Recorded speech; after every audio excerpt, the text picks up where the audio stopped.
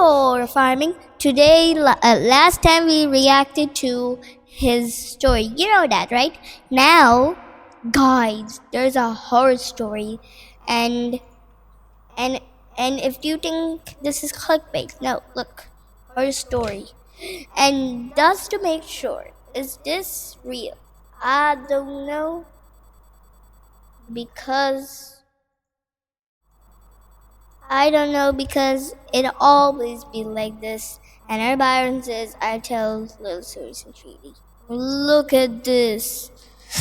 Oh my god. Is there a story in this? Nope. Okay, let's straight into it. Okay, the first popular short is okay.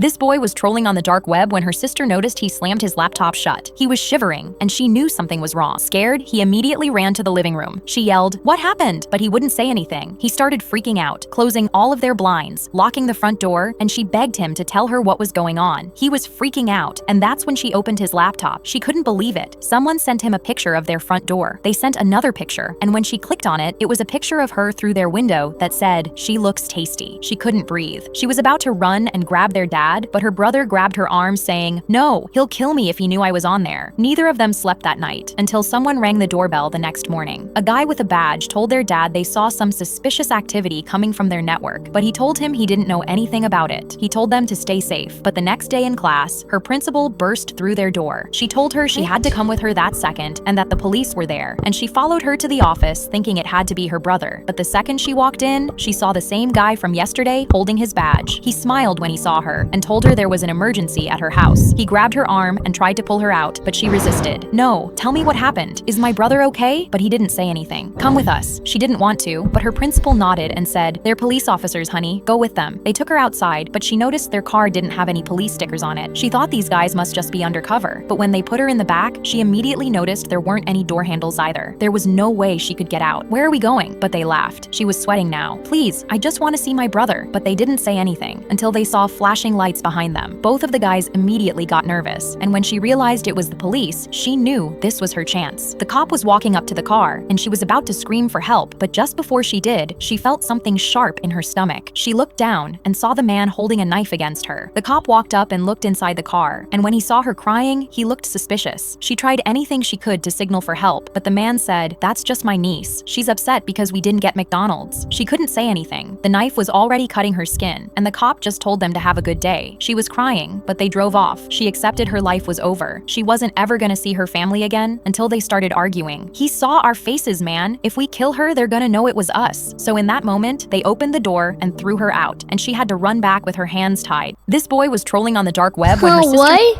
Okay, who runs back with their hands tied? Who runs back with their hands tied? Can somebody tell me that? Who runs back? And by the way,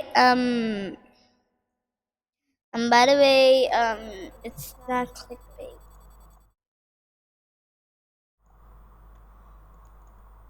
There you go. No.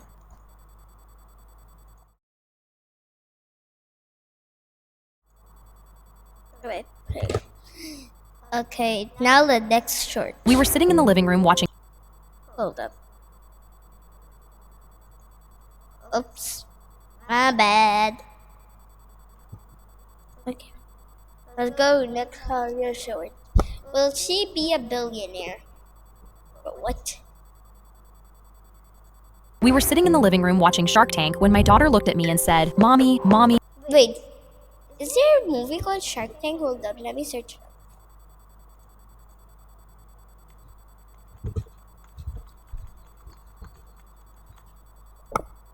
Oh wait, there is. Wow. Okay, I did not know that. Let's go.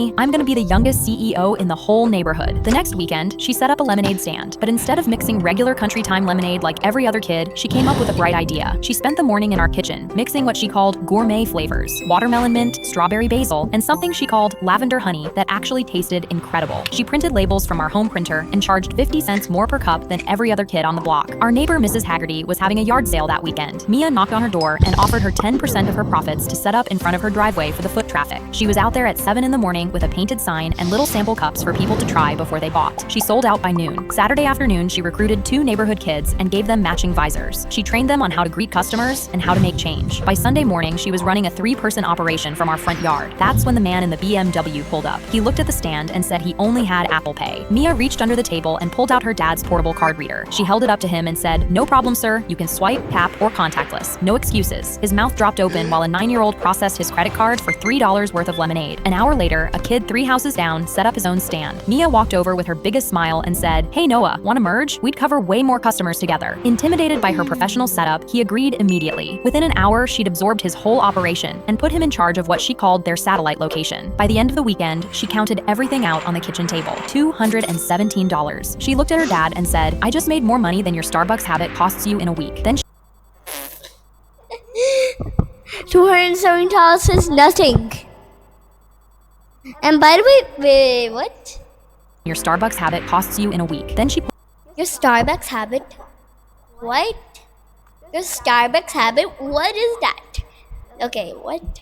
Okay. pulled out a notebook and started flipping through pages of profit margins and expense tracking for every flavor. I asked her where she learned about profit margins. She looked at me like it was the most obvious thing in the world. YouTube, Mom. There's tutorials for everything. We were sitting in the living room watching Shark Tank when her my story.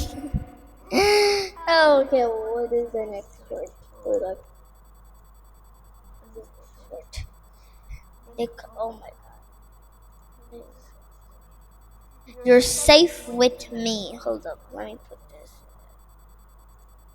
I was walking alone at night when a police officer started walking beside me and grabbed my arm. "Don't react and keep walking. Someone's following you." I subtly turned around and saw a man in a dark hood 30 feet behind me, matching my pace. I stopped for a second and he instantly leaned against the wall, trying to seem discreet. The officer told me to stay calm and walk with him. He guided me forward, gripping my arm so tight I couldn't pull away even if I wanted to. I kept glancing back and the man was now closer. That's when he walked through a streetlight and the light shined down on something metallic sticking from his pocket. My whole body went cold. I pressed closer to the officer and told him what I saw. He nodded and said, "Don't worry, we'll get you home. You're safe with me." But then he started steering us away from the lit-up main road and onto a darker sidewalk, almost like he was leading me somewhere specific. That, plus his grip on my arm, made me feel uneasy. But when I turned around, the man was now walking straight at me, holding the metallic object and no longer trying to be discreet. I knew I had no choice but to trust the officer. I told him the man was closer, and he looked around, pointing to an alleyway nearby. "This cuts through to the other side of the street. You can call a cab from there." He gripped my arm even tighter and pulled me. I was about to just go with it, but then I saw a taxi sitting 50 feet in front of me with its light on. I told the officer I'll just take this one, but his grip tightened. The man is still too close and the alleyway is safer. He tried pulling me again, but I yanked my arm free and sprinted toward the cab. He reached for me again, but I was too far away. I got in and locked the door, shaking and unsure what to even think. Then 3 weeks later, I was watching the morning news, and my coffee slipped out of my hands. 2 men were arrested for the murder of a woman,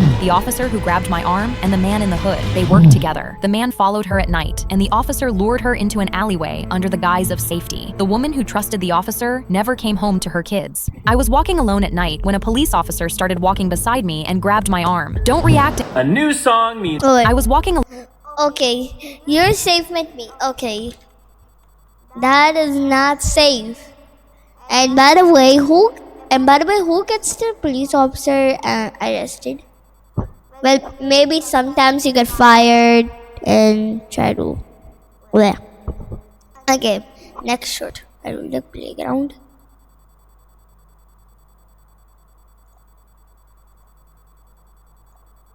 I was eating goldfish on the bleachers when 2 fourth graders asked my teacher, Goldfish?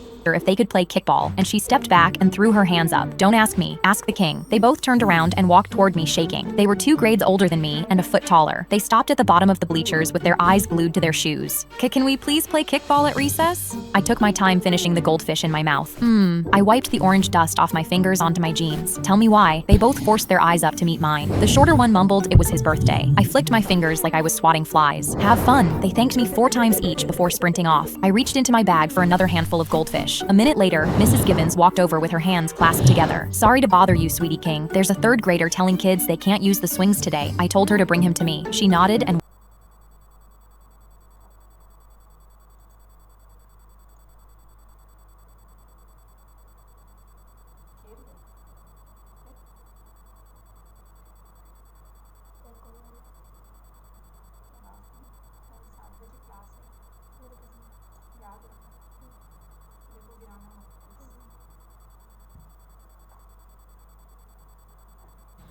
Sorry, that's walked off to find him. That's when a teacher I'd never seen before stormed across the yard pointing straight at me. What in the world is going on here? Why are these children acting like you're in charge? Mrs. Gibbons sprinted back over and grabbed his elbow. Stop talking right now. The new teacher yanked his arm away and turned back to me. I am not letting a 2nd grader run this playground. He marched up the bleachers and grabbed my wrist. You're coming with me to the principal's office right now. Before he could pull me down, 2 men in black suits came running across the yard. They slammed him into the grass and pinned his hands behind his back without saying a word. I climbed down from the bleachers and crouched next to his ear. Don't you ever disrespect me again. I dropped a goldfish into his mouth, stood up, and walked off. That's when the principal came running out of the building. He took one look and dropped to his knees. Please forgive us, Miss Sweetie King. Mr. Deedlewood will be fired by the end of the day. I kept walking past him without a word, munching on goldfish. The principal slapped Mr. Deedlewood in the back of the head. You idiot! Her family runs the entire underground crime scene. I was eating goldfish on the bleachers when 2 4th graders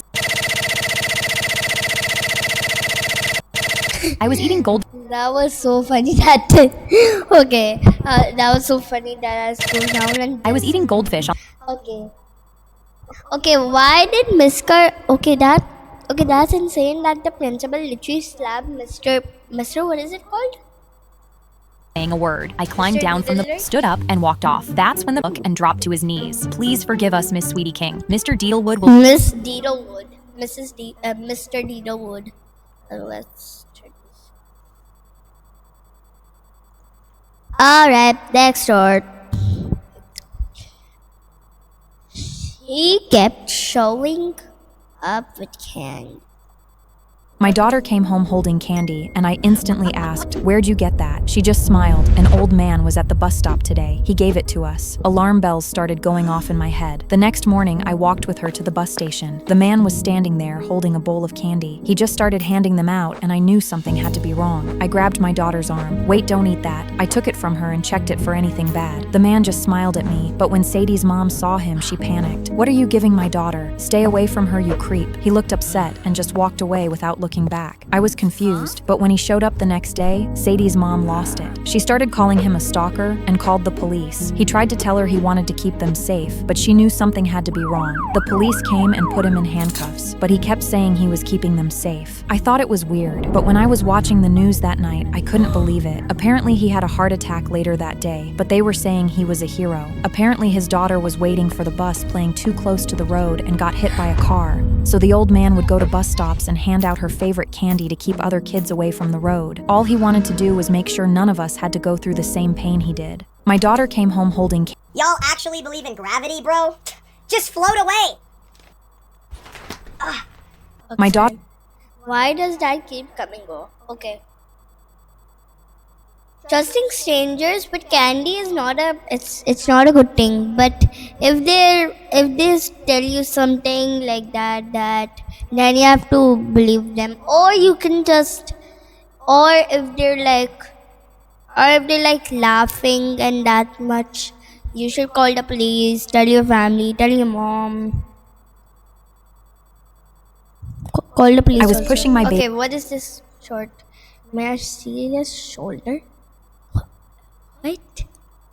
I see his Baby on the shoulder. swings when an old woman walked up to us and said, "Such a beautiful baby. May I see his shoulder?" I immediately pulled my son off the swing and backed away. As we left, I heard her whisper, "The birthmark. I need to see if he has the birthmark." 2 weeks later, she was parked in front of our building, hunched over her steering wheel crying. When she saw me notice her, she drove away quickly. I held my baby extra tight that night and decided to take him to a smaller park 6 blocks away, just to be safe. But she showed up there too, this time with a teddy bear. The tag was still on it, but it looked old, like it had been saved for decades. I grabbed my son out of the swing and yelled, "Leave us alone!" But she latched onto my shoulder and said, "Please, I just need to know about the birthmark. Does he have a star-shaped mark on his left shoulder?" I yanked her hand off and threatened to call the police. She backed off but followed us home at a distance, repeating, "My son had the same mark. Please just tell me." The next time she was at the park, a woman was with her saying, "Mom, you have to stop this. It's been 40 years. James is gone." The older woman broke down completely. "He's not gone. If I could just see the birthmark, I'd know." That's when I'd had enough. I marched over with my baby in my arms but froze when I saw her holding an old picture of a baby that somehow looked exactly like mine. "What's going on? Who is that?" I freaked out. The old woman said, "This is my son James. My ex-husband kidnapped him when he was a baby." Then she pointed at my son's shoulder. James had a perfect star right there. "Tell me, does your son have it too?" She looked so desperate and broken that I finally answered her. I pulled my son's sleeve back to show her the star-shaped birthmark on his left shoulder. The old woman's legs gave out. Her daughter caught her as she sobbed uncontrollably. "My husband has the same birthmark," I said, "and he's adopted." The old woman looked at me and whispered, "What's your husband's name?" "James." I was pushing my baby on the swings. In A3. I was pushing my baby. What? That was an unexpected ending. That was an unexpected ending. Okay, next word. My daughter asked. This boy was trolling on the dark web when her sister noticed he slammed his laptop.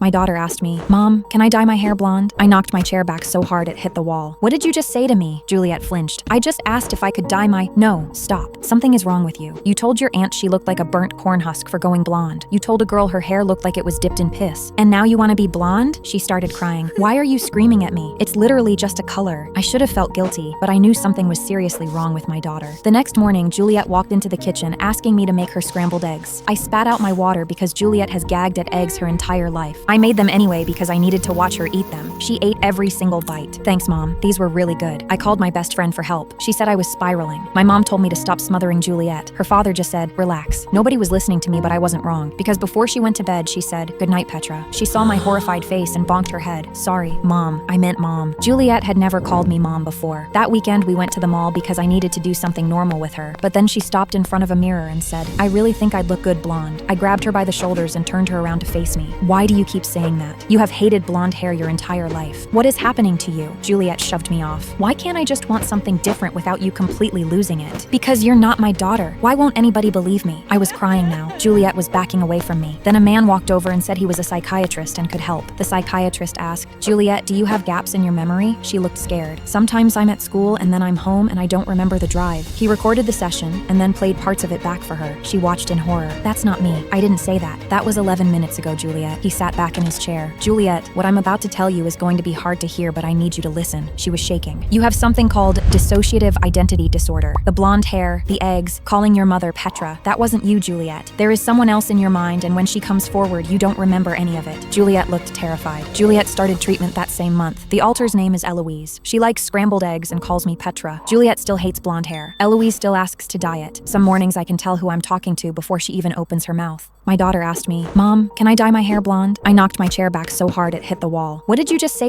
Sometimes I look at my videos and think people don't know what's behind the screen. I'm just a small creator recording everything on a My daughter. Sorry. Okay, who was I talking to? Yeah, who are you talking to? Oh, that desert.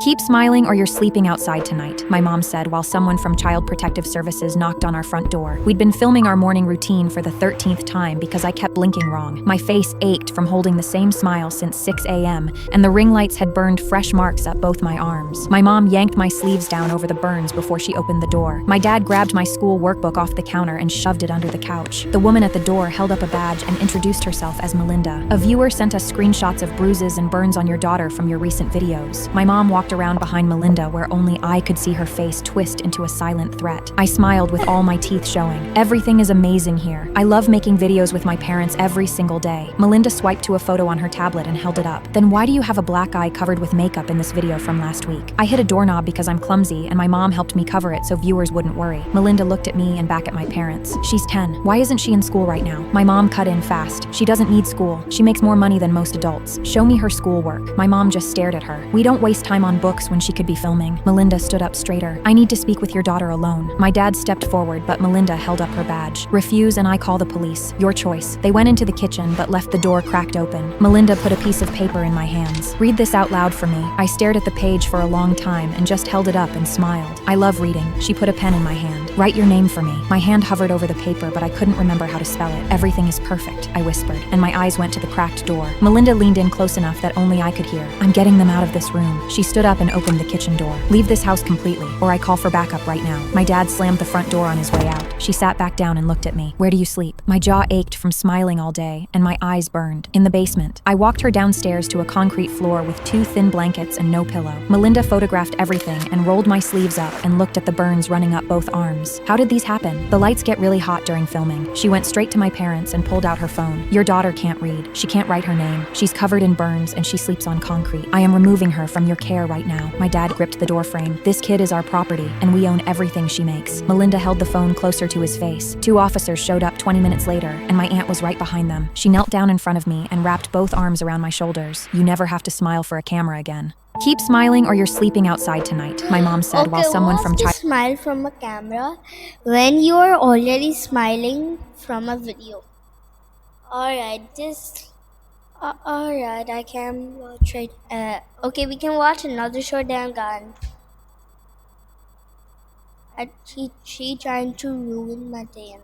I was about to perform my ballet dance in front of the entire school when I saw a bucket of Oh, I've slime in the watched top this. corner of the curtain railing. It was positioned right over the area where my dance ended, and I clenched my fists because I knew someone was trying to sabotage me. But when the curtain was up and I locked eyes with my college scout who'd decide whether or not I'd get my dance school scholarship, I knew I had to dance. I hit my first turn, and the momentum carried me right at the bucket, so I cut it short and spun off the other way, landing a foot from the rim of the bucket in a plie, and my heart was pumping with adrenaline. I could see my bully Veronica in the front row, giggling with all the mean girls. She mouthed the words, "Careful, ballerina." She was trying to get me to flinch and fall under the slime bucket, so I tensed my body and kept dancing. I did a quadruple turn, gracefully landing with my hands raised above my head. Most of the auditorium clapped, and my college scout nodded while writing in his clipboard, but I noticed one of the mean girls was recording me, and when our eyes met, she mouthed, "You won't last long, ballerina. Everyone's about to watch you eat it." My knees started shaking because it was time for my grand finale, the final jump right under the slime bucket. I heard a whistle from behind the stage and saw Veronica was now standing where no one could see her, and her hand was on the rope of the bucket, getting ready to dump the entire thing on top of me. "You're not getting out of this, ballerina," she said, her phone still pointed right at me. I knew I only had a few seconds to react and make the right decision, so I threw myself into the grand jeté and came flying right at her face. She was so startled that she fell back, and the bucket went with her, and 3 liters of cold slime poured down over her own head. All of her fake friends turned their cameras towards her, still live streaming and laughing. Veronica stood frozen, green sludge sliding off her chin onto her screen. "Delete it," she screamed, clawing at her eyes. My scout caught my eye through the chaos and nodded once. "I've seen enough," he called up to the stage. "Welcome to Juilliard."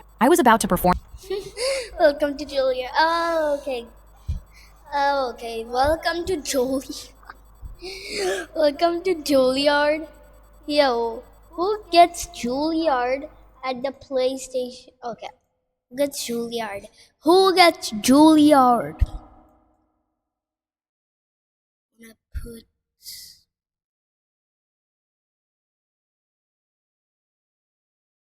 Mm-mm.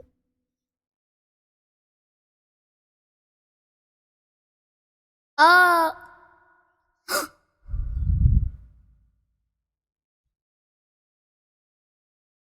Mm-mm.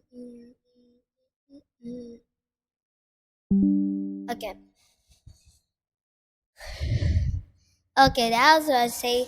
If you guys enjoyed this video, please make sure to like, subscribe. I really appreciate it. See you guys later. Goodbye.